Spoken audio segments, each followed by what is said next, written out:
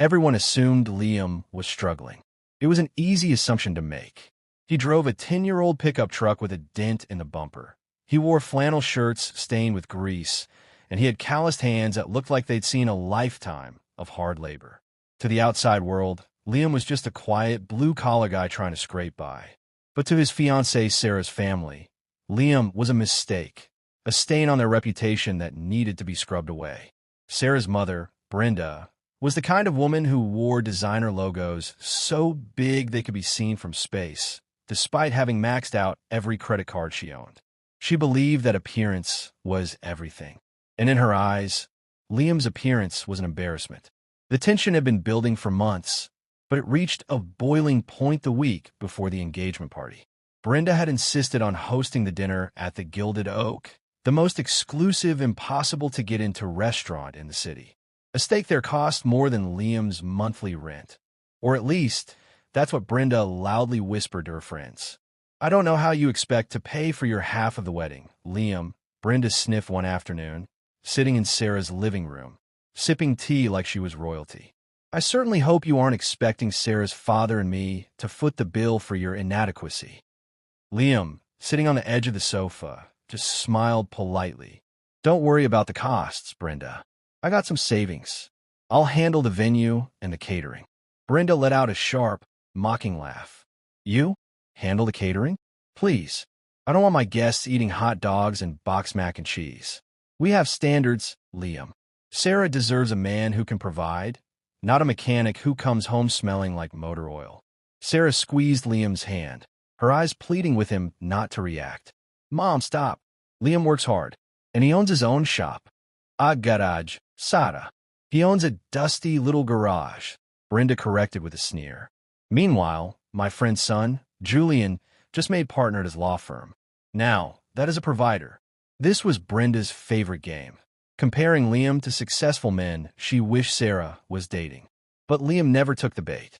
He just nodded, his expression unreadable, and said, "I'll see you at the Gilded Oak on Friday, Brenda." Friday arrived. The Gilded Oak was a palace of marble floors, velvet curtains, and chandeliers that cost more than most houses. Brenda, her husband Robert, and Sarah's arrogant brother, Kyle, were already seated at the best table in the house when Liam and Sarah arrived.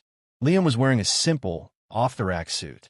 It fit well enough, but compared to the flashiness of Sarah's family, he looked plain. "Finally," Kyle groaned, checking his expensive watch. "I was about to order without you. I assume you took the bus." "Traffic was bad," Liam said calmly, pulling out a chair for Sarah. "Well, try not to touch the tablecloth too much," Brenda whispered loudly. "This is Egyptian cotton. It stains easily if you have dirty hands." The dinner was a masterclass in humiliation. For an hour, Brenda and Kyle treated Liam like the hired help. They ordered the most expensive bottles of wine without asking, making snide comments about how Liam probably couldn't differentiate between a Pinot Noir and grape juice. They ordered the Wagyu beef, the lobster towers, and the truffle risottos, racking up a bill that was rapidly approaching 4 figures. Every time the waiter came by, Brenda would make a show of it. "Make sure the bill comes to him," she'd say, pointing a manicured finger at Liam. "He insisted on treating us. Let's see if his card declines." Then, the ambush happened. Halfway through the main course, a man walked up to the table. He was tall, wearing a flashy Italian suit and a smile that looked like it cost a fortune. "Julian," Brenda shrieked with delight, standing up to hug him. "Oh, what a surprise. Sarah, look who it is." It wasn't a surprise. It was a setup. Julian, the lawyer Brenda was obsessed with, had clearly been invited. "Hello, Brenda." "Sarah, you look beautiful as always," Julian said, completely ignoring Liam. Seat. Join us," Brenda insisted, snapping her fingers at a waiter. "Bring another chair. Put it right next to Sarah." The waiter hesitated, looking nervously at Liam, but Liam just took a sip of his water and gave a tiny, almost imperceptible nod. The waiter brought the chair. For the next 20 minutes, Liam was effectively invisible. Brenda and Julian spent the entire time reminiscing about the good old days and talking about Julian's new penthouse. "It's a shame," Julian said, swirling his wine and casting a pitying look at Liam. "Sarah always had such high potential." I hate to see people settle. Brenda slammed her hand on the table. Exactly. That's what I've been saying. Sarah, look at this life. Look at this restaurant. This is where you belong. Not in a garage. She turned to Liam, her eyes full of venom. Liam, let's be honest. This charade has gone on long enough. You can't afford this dinner. You can't afford a wedding. And you certainly can't afford my daughter.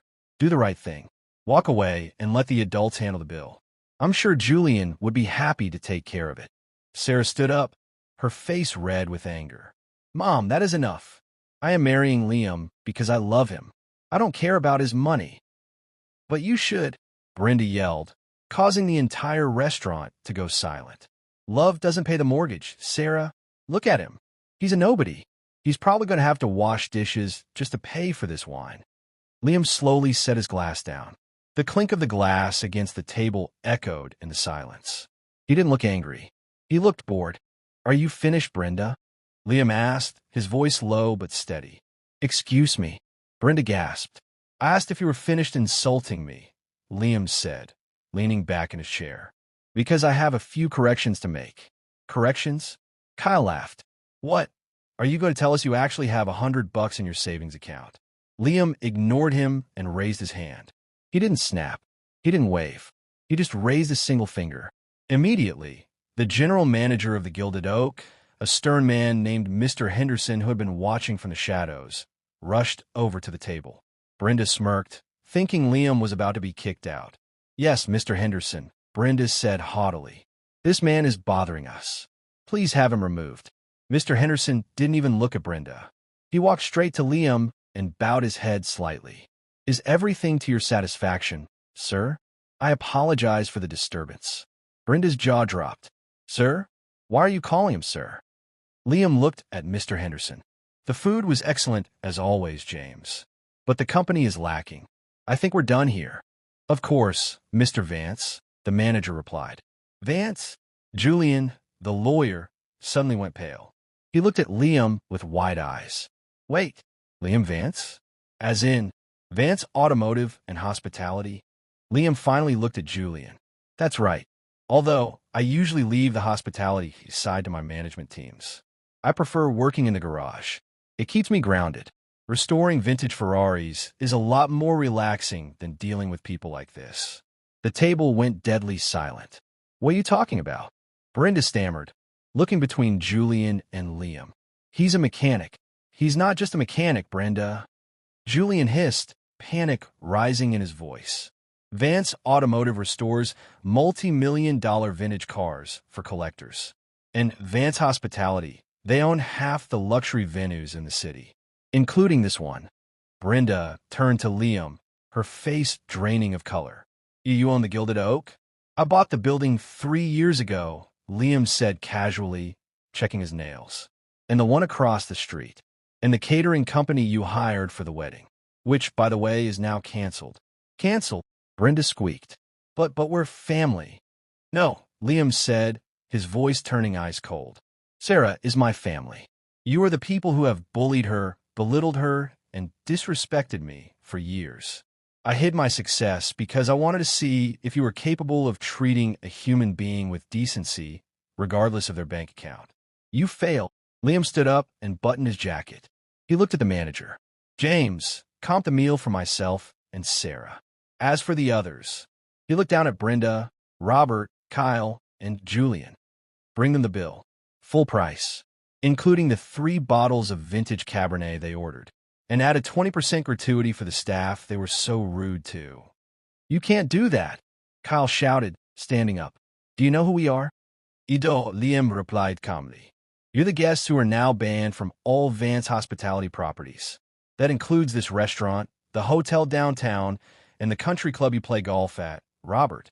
I'll have your memberships revoked by morning. Liam extended his hand to Sarah. She looked at her family, at her mother's horrified face, at Julian's embarrassment, and then she looked at Liam. A smile slowly spread across her face. She took his hand. Sarah, Brenda screamed. If you walk out with him, don't you dare come back.